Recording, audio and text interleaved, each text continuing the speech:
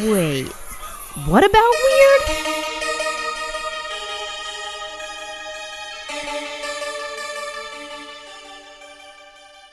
Hi, I'm Echo. And I'm Elena. And this is What About Weird, a podcast dissecting all things weird, from cryptids and aliens to strange science and unhinged history. Unhinged history? I always do that.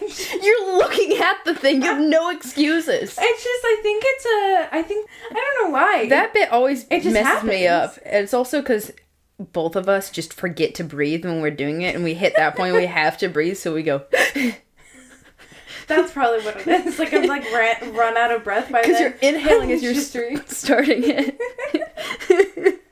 Oh, we're gonna be giggly, aren't we? Fucking hell, Fucking dude. hell. This is What are we the doing? first episode out of 5 that we have to record today. We need to get our shit together. Yeah, nose to the grindstone. Let's do this shit. Let's get this bread, obtain this grain. Let's do this. Obtain this grain. Obtain the grain! Actually, haven't heard that one. So good. Anyway, we got a topic suggestion from one of our listeners, Amy, who suggested that we do space debris and the Kessler syndrome. So that is what I'm going to be talking about today. And I think that it is also super topical since obviously the Artemis 2 mission just happened. So space is very in the media right now, but not in the way that I'm going to be talking about it, but this is very important. So, ever since the 1950s, human beings have sent thousands of rockets and satellites into orbit. As we reach for the stars to further our understanding, we also leave pieces of us behind. Over the last 75 years, over 6,000 tons of the machinery, machine parts, tools, and other man-made objects. Someone's just dropping a wrench working on the ISS. Honestly. Shit! There. And that was a craftsman, too. Man! It's just floating off into space. Some alien finds it. Ooh, craftsman. So all these man-made objects we sent up into space have congested the lower Earth orbit, also known as LEO. Dude, we can't even leave space alone. We're already ruining our planet, and now we're like, what if we just put stuff in space, too? Well, have you heard all those people who are like, well, if we have all this junk on the planet, why don't we just send it up into space? This is why we don't send the Why don't we junk up send into you space. into space? Because you're junk.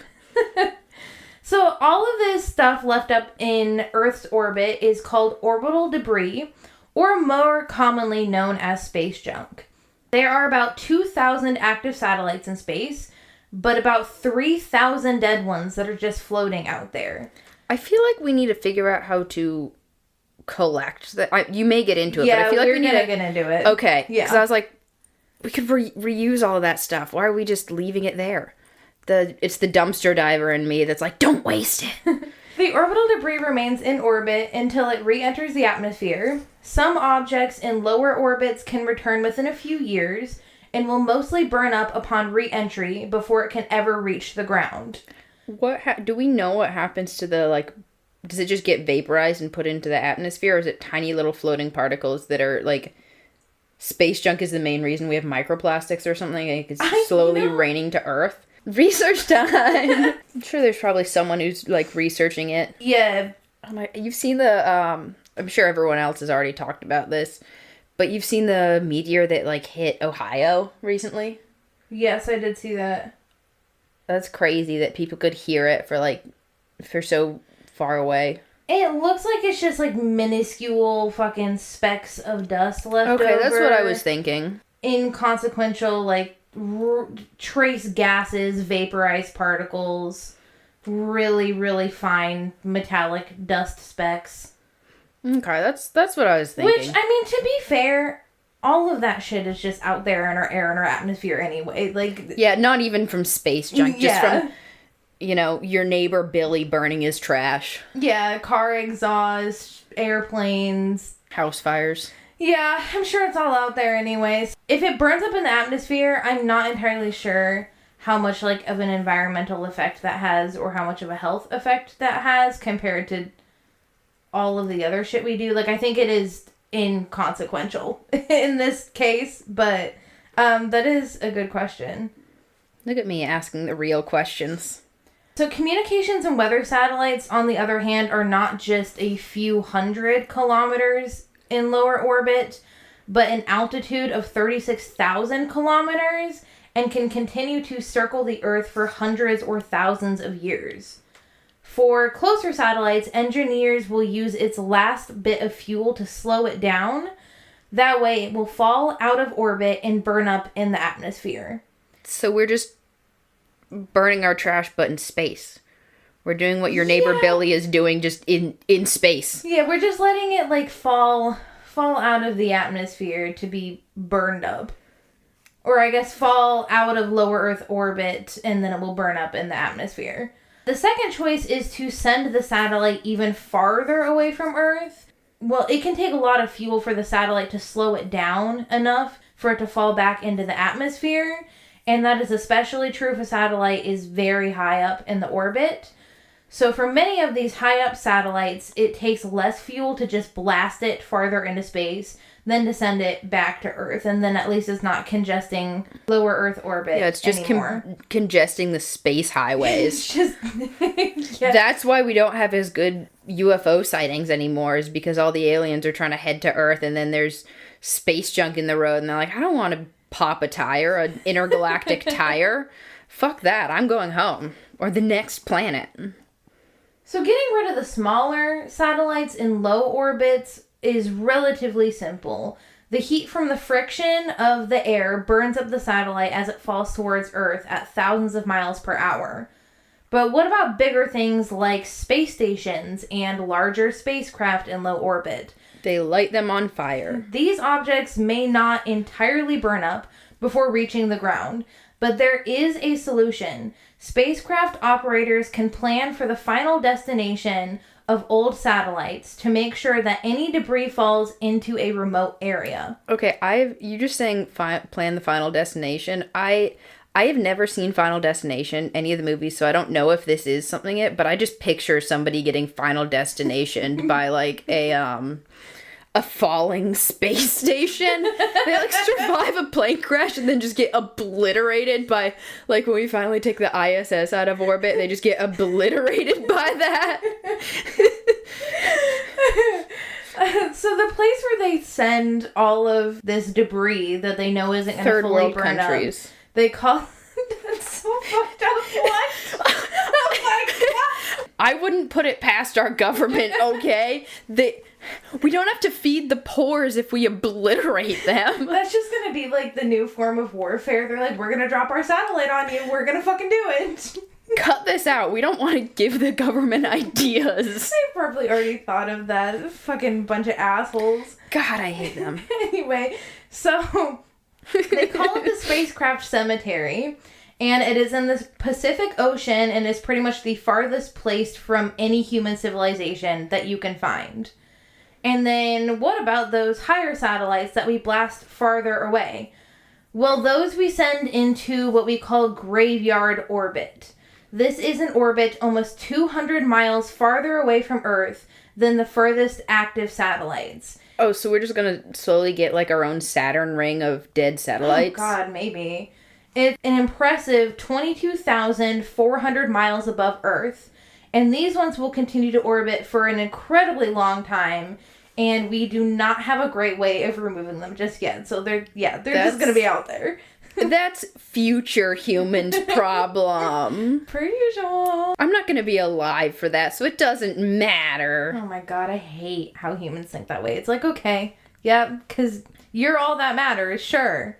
There are millions of pieces of space junk flying around in lower Earth orbit, and it moves very fast, reaching speeds of up to 18,000 miles per hour, which is about 29,000 kilometers per hour, which is 7 times faster than the speed of a bullet.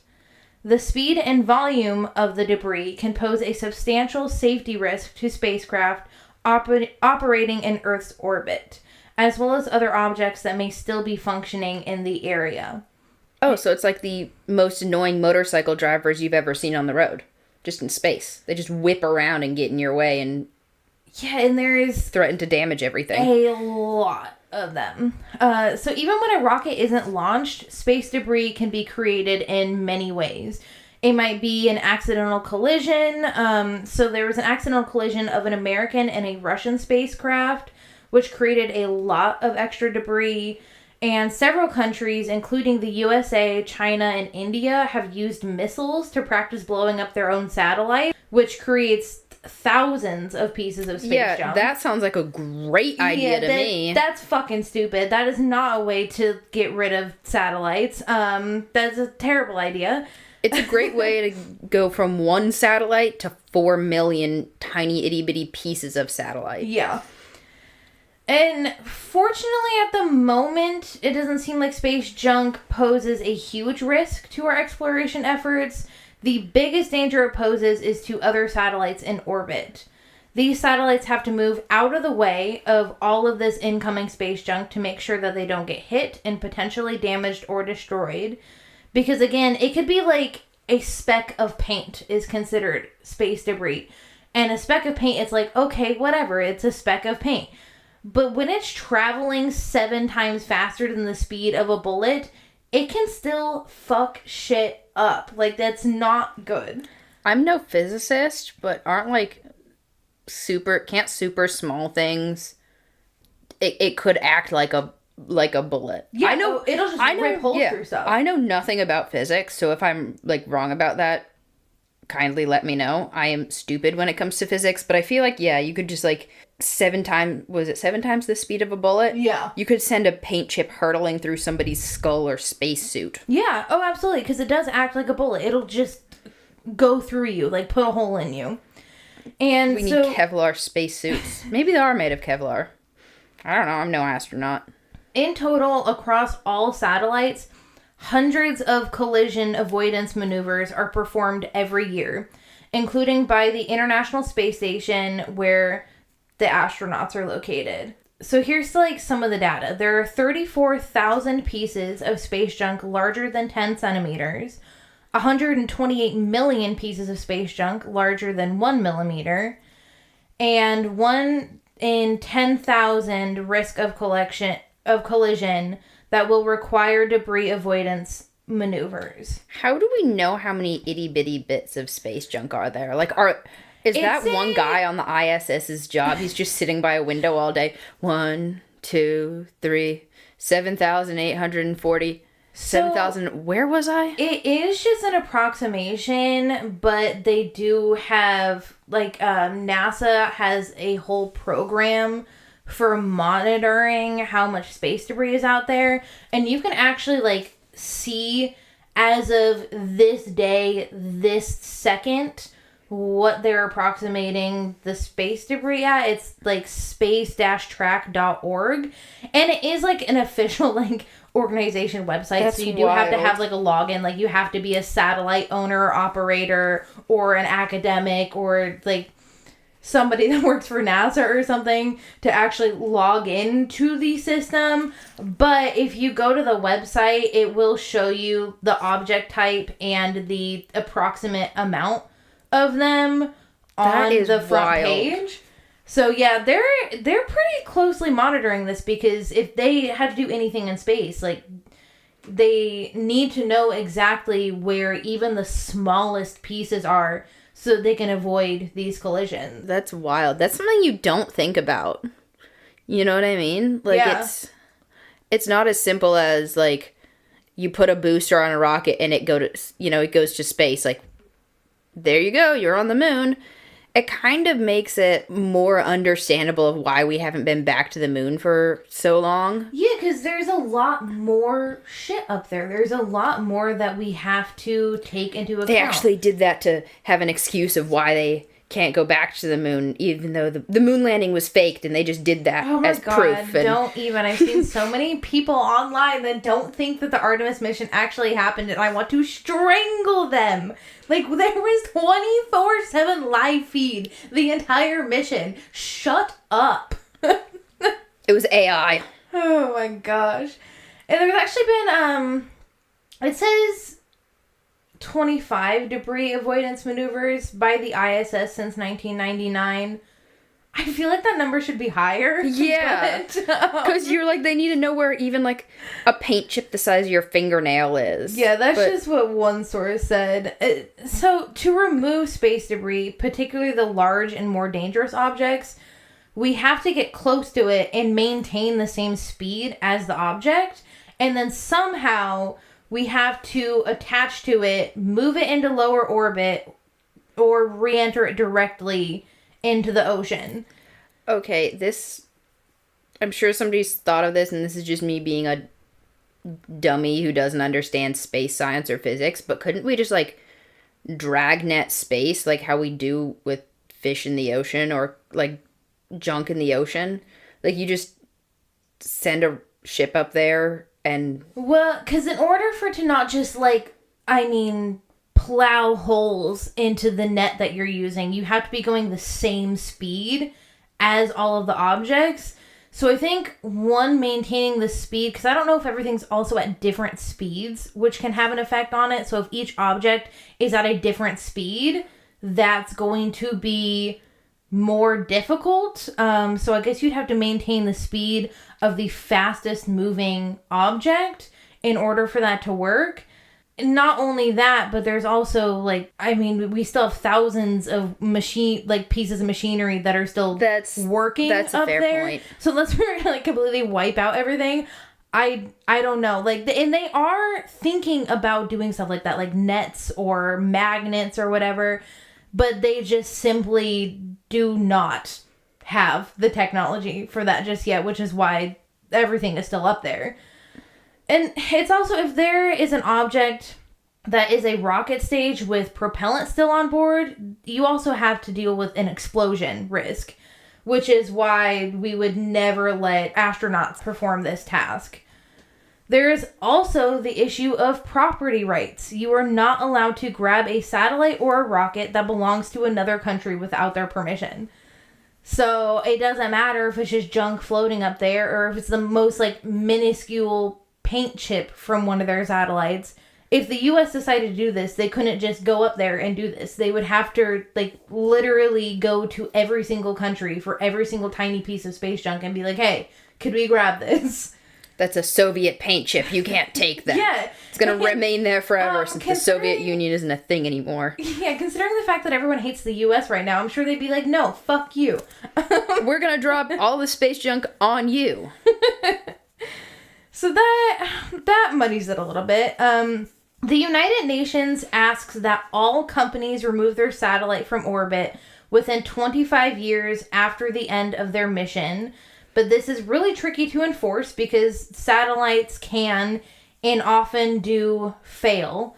And if they fail, you can't just bring it back. Like, using the fuel to slow it down and then bring it back into orbit like they've been doing. If the satellite fails, then obviously you're not going to be able to do that.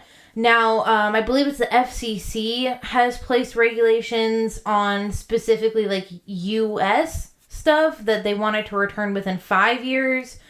So that is good because, if you're not going... If it's the end of the mission, there's no reason for it to be, like, floating up there still. Obviously, if it's still functioning and in use, they're not going to make you remove it after 5 years. This is just after it's done being used, after it's no longer necessary. What about if it's, like, I guess if the satellite, like, stops being... The mission isn't complete, but the satellite stops being used, like, say, for satellite internet. Those... if those go down, like if one of those goes down, but it's still running, like satellite, the other ones are still running, or satellite internet is, it's like, it's not, the mission isn't done, but they would have to take that back within 5 years, or what? I think it's just if it doesn't serve a purpose anymore. Okay. Yeah, and then also, like, if it, like, fails, then they can't bring it back because they're not able to, like, access the means to, engage the fuel system to slow it down and then bring it back to Earth. So, there's, like, hitches in that all the time where we have these rules, but, shit happens. And not only that, but it's like, not every country is part of the United Nations. And even if they are, some people don't fucking care. They're not going to pay attention to that. They don't care about that. So, it's really tricky. The NASA Orbit Debris Program officially began in 1979 in the Space Sciences branch at the Johnson Space Center in Houston, Texas. This program looks for ways to create less orbital debris and designs equipment to track and remove the debris that is already in space. There are Whipple shields that are used There are what? Whipple shields. I'm going to explain what they are in a I second. love that word. I just want to say. So, they are used on the International Space Station. Most of the ISS shielding protects against particles up to 3 millimeters in size. 3 millimeters. That's how much these shields protect from. And they are fucking hefty. So that is letting you know how devastating the space debris can be. Is that we did our damnedest and we can protect against 3 millimeters. So a Whipple shield is a multi-layered shield designed so that the first layer breaks up the impacting object, the second layer breaks those fragments into smaller objects, and so on until the fragments are too small to penetrate the last layer. Because I know 3 millimeters is stupid tiny. I just want to get something just to get eyes on. Okay, so 3 millimeters is like the size of the end of a crayon. That's not very big. So in the fact that there are thousands of, and probably millions of pieces of debris that are above 3 millimeters, like that's a lot. So what happens if we don't control all of this orbital debris and it just keeps accumulating? Well, in 1978, NASA scientist Donald Kessler proposed a hypothetical scenario in which there is a domino effect in Earth's orbit. The density of the space debris becomes so high that collisions between objects create even more debris, which in turn creates more collisions, and so on. A cascading chain that would make Earth's orbit unusable for satellites and spacecraft. And I looked it up. Are chain reaction collisions or cascades possible? And unfortunately, yes. Mathematical modeling has repeatedly shown that the number of objects in low Earth orbit will likely grow from collisions, whether or not we have launched more space missions. However, these cascades take place over decades and centuries, with a large collision happening currently only about once every 5 to 10 years. In recent years, space activity has surged dramatically. Companies like SpaceX are launching thousands of satellites aimed at providing global internet access. And it still sucks. I mean, what? Satellites form the backbone of global communication, GPS navigation, internet services, television broadcasting, and emergency response systems all depend on them. It's rush hour up there all the time, eh? Yeah. A dense debris field could wipe out this critical infrastructure and basically plunge the world into a technological dark age. A debris-filled orbit would make it nearly impossible to launch spacecraft. This could halt scientific missions, including plans to explore Mars and beyond. It would also make it hard to, launch stuff in order to clean up said space junk. Yeah. And we just have to, wait it out until enough of it fell out, and then we'd have to redevelop everything. Yeah, which could be, hundreds of years. Unless we make a giant magnet. Something, yeah. And even then, it's if the magnet is that strong... See, in my head, I know... How would we even get it up there without it affecting stuff on Earth? it's... Yeah, I don't know. I just like picturing a cartoony, spaceship high altitude aircraft with a giant magnet, a giant cartoon U-shaped magnet on top, just because it's funny. Weather predicting systems need satellites, and if you think the weather service is bad now, after getting defunded, imagine having to rely on old wives' tales to predict weather again, because we wouldn't have access to the technology anymore. At least we know that when my knee is hurt, it does mean it's gonna rain. Basically, you can use your credit cards. Life as we know it revolves around the use of these things that we have launched into space. The global space industry is worth over $400 billion, and that would face devastating losses. Industries relying on satellite technology like telecommunications, agriculture, and finance would also suffer severe setbacks, and it would just cause a domino effect in the global economy. Many nations also rely on satellites for surveillance and defense. Losing these capabilities could lead to cyber or physical threats.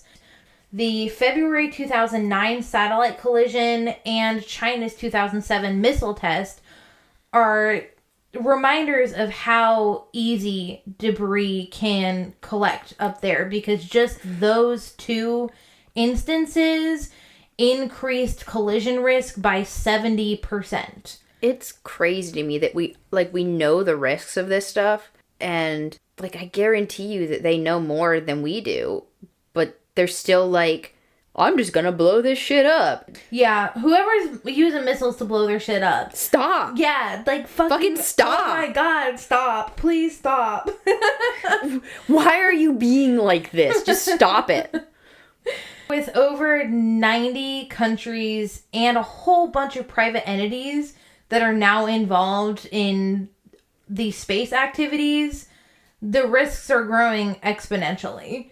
They've suggested technologies like nets, harpoons, robotic arms that are being developed to capture and remove space debris. For example, the Environmental Space Agency has a Clear Space 1 mission scheduled for 2026, which aims to demonstrate how they're going to clean up the orbit. And then they're also trying to put more pressure on companies incorporating deorbiting technologies, such as, being able to slow it down to have it re-enter Earth's atmosphere where it will burn up. But of course, widespread adoption of this is necessary. You'd think that they would be able to create some sort of fail-safe thing where if certain parts of the satellite go down, it'll automatically trigger a special fuel reserve just to slow it down and force it to drop. But that sounds like putting money into it that people don't want to put in because it won't benefit their finances and business. Exactly. And that's the thing, is if there's not actually laws globally to enforce this stuff, most people probably aren't going to care about it, because again, it's when you don't have regulations in place, companies will more often than not, even if you do, they'll still cut corners. Yeah, err on the side of how they can save money or make more money instead of being good for the environment or good for people or anything to that capacity. So, you just can't trust individuals or organizations or even countries to do this without laws in place. That just doesn't happen. It's unfortunate, but it just doesn't happen. Yay! There is a global system to monitor and regulate space traffic to prevent collisions. The United Nations Outer Space Treaty serves as a framework. And then the Artemis 2 mission is obviously that was successful, but NASA had to grapple with many risks and unknowns to prepare astronauts of the Artemis 2 for their journey around the moon. And one of the main risks to the crew members was colliding with space debris during their 10-day mission. So NASA had to consider orbital debris to be a major hazard for crewed space missions. And at rocket speeds of 22,000 miles per hour, a 10-centimeter projectile would have an impact comparable to 7 kilograms of TNT. Yeah. Man, oh. Yeah. And, of course, this Artemis space launch is then responsible creating its own space junk. So it's never-ending cycle. Love that. Experts ranging from aerospace engineers to planetary scientists to astrodynamicists show that the scientific community has not reached a consensus about whether the Kessler syndrome has begun or if it has not begun, and how bad it will be when it starts. Basically, there's consensus that the space community does need to clean up its act. Starting a long time ago, but certainly starting now. And if we're going to continue putting stuff up into space, we really need to find a solution for how to remove the inactive objects that are already up there. But yeah, that is all I have on space junk and the Kessler syndrome. And in case you weren't worried about the end of the world and the collapse of society before, you are now. Okay, so when we get done recording this, I am going to spend a good 20 minutes curled up into a little anxiety ball. And then we can go and record the next episode, but I'll just give me some panic time. Yeah. At least, like, there are hopes. Like, there are scientists that are actively working right now that know this is a very big issue that are trying to solve it. The problem is, will they get funding for this? And I feel like to get funding for this, they have to manipulate the way they go about presenting this as not a, hey, this could end civilization thing, because if we know anything from everything else that could end civilization, people won't give a shit. But if you're like, this could end your profits, we have to get rid of all this stuff so that we can keep launching more, so there's more room for more satellites, or we can keep doing space missions to get you where you can get, like, you have to do it in that sense, because that's money is the only language that a lot of these people understand. If you make an argument for environment or the safety of the planet, they don't give two shits. What you need to tell them is, hey, your satellite that you spend a shit ton of money on that makes you a shit ton of money, it could explode. It will not be operational anymore. Nothing up there will be operational anymore. Everything that you've done will be useless unless we get this cleaned up. And at least it's a global problem. It's not just a U.S. problem, because if it was a U.S. problem, it would never get fucking solved, because our government doesn't give two shits about stuff like that. So, like that's the pro thing, is that the UN is engaged in this, and it's a global problem, and there are scientists all over the world trying to solve this problem. Well, that's something at least, but it is concerning, and it's gonna get worse before it gets better.